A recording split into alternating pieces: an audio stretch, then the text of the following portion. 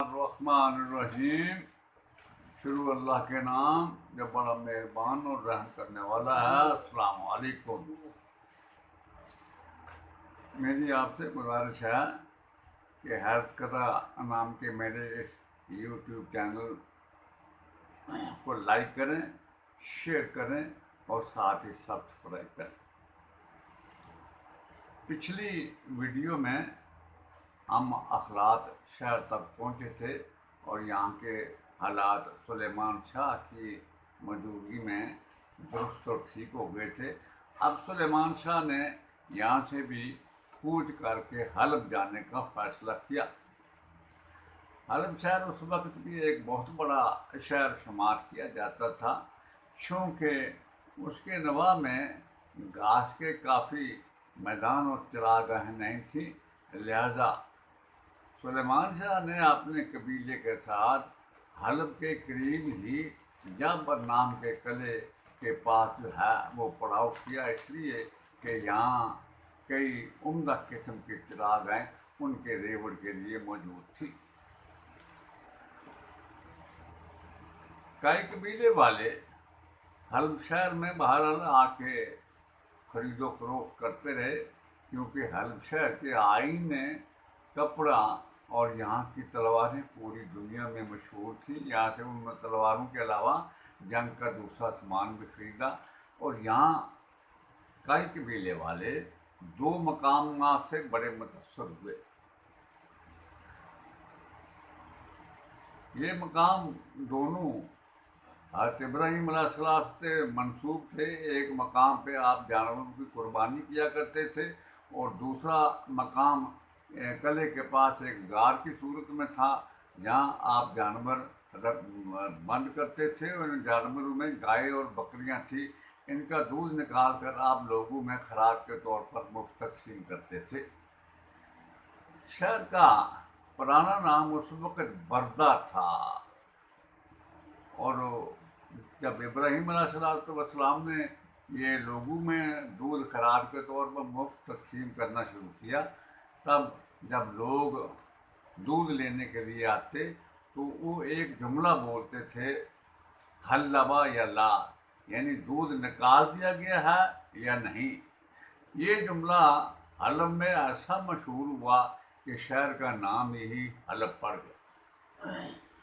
قلعہ جعفر میں چند دن قیام کرنے کے بعد آخر کار سلیمان شاہ نے، جیسا کہ اس نے پہلے سے فیصلہ کر رکھا تھا، اناطولیہ کا رخ کرنے کا فیصلہ کیا۔ چنانچہ دریائے فرات کو پار کرنا شروع کیا گیا۔ بڑے جانور دریا کے بہاؤ پر تھوڑا سا آگے جا کے کنارے پر چڑھ گئے، چھوٹے جانور بہاؤ کی وجہ سے کافی آگے نکل گئے، لیکن ان کا سارا ریوڑ ایک جگہ جمع ہو گیا۔ یہاں کئی قبیلے کو جو سب سے بڑا دھچکا اور نقصان ہوا وہ یہ تھا کہ جس وقت قبیلے والے دریائے فرات کو عبور کر رہے تھے اور سلیمان شاہ اپنے گھوڑے پر سوار تھا، سلیمان شاہ جس وقت دریائے فرات کے وسط میں گیا تو اس کا گھوڑا بھدک گیا، جس کی وجہ سے سلیمان شاہ دریا میں گر گیا۔ وہ چونکہ تیرنا نہیں جانتا تھا، اس بنا پر ڈوب کے ہلاک ہو گیا۔ اس کے بیٹوں اور اس کے سلاروں نے بڑی مشکل سے اس کی لاش کو نکالا اور کنارے پر لے کے گئے۔ اب سلیمان شاہ کے مرنے کی وجہ سے کئی قبیلہ دو حصوں میں تقسیم ہو گیا۔ ایک حصہ ارطغرل اور اس کے بھائی دوندار کے ساتھ تھا، اور دوسرے حصے کی نمائندگی ارطغرل کے دو بھائی سون کور اور کون توغدی کر رہے تھے۔ سون کور اور کون توغدی کا یہ ارادہ تھا کہ چونکہ یہاں ہمارا باپ ہلاک ہو گیا ہے، لہذا یہ ہمارے لیے برا شگون ہے، ہمیں آگے نہیں بڑھنا چاہیے، یہیں کہیں آباد ہو جانا چاہیے۔ دوسری طرف ارطغرل اور دوندار کا یہ کہنا تھا کہ ہمارا باپ شروع سے ہی اس نیت کے ساتھ اپنے شہر مہان سے نکلا تھا کہ ہم سلجوکیوں کے پاس جا کے اناطولیہ میں آباد ہوں گے، لہذا ہمیں آگے بڑھنا چاہیے. ہم کریں. اس موقع پر ارطغرل اور دوندار نے بڑی عقل مندی اور دانشمندی سے کام لیا.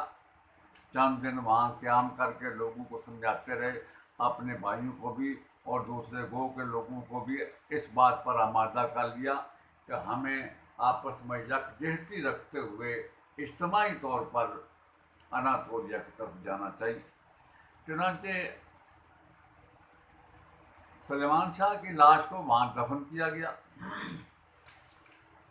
بعد کے دور میں حلب کے والی جمال پاشا نے سلیمان شاہ کی قبر کے اوپر ایک دالان بنا دیا جس کی لمبائی تقریباً 14 ہاتھ اور اس کی جو چوڑائی 7 ہاتھ تھی. ساتھ یہاں محافظ رکھنے کے لیے ایک کمرہ بھی تعمیر کر دیا گیا.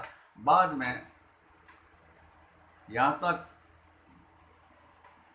جو حالات آپ کے سامنے پیش کیے گئے، اس سے آگے کے جو حالات ہیں خدا بند قدوس نے چاہا تو ہم اگلی جو ہے ویڈیو میں آپ کے سامنے پیش کریں گے. اللہ حافظ. اللہ پاک آپ سب کا حامی اور نگہبان ہو.